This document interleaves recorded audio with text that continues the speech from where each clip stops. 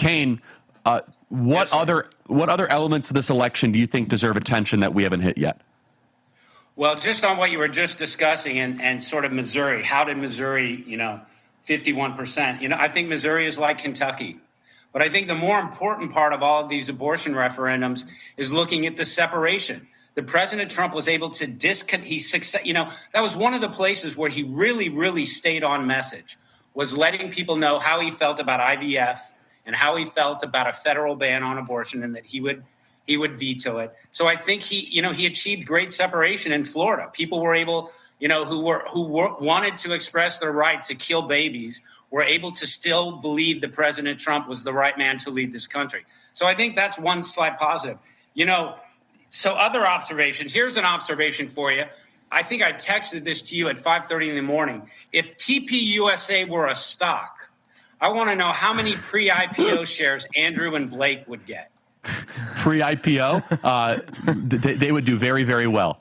They would have a lot of but there would be a lockup. There'd be a significant lockup period. So not the normal 6 months. You'd go 6 years before. Yeah, that's right. There'd be a 6-year lockup. That's exactly right, Kane.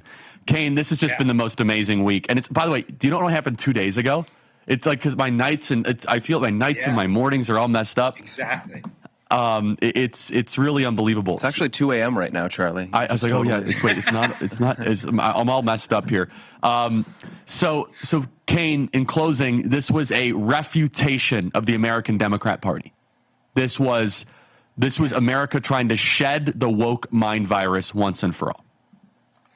Yeah, that's a nice way to look at it. I'll do a slight pivot.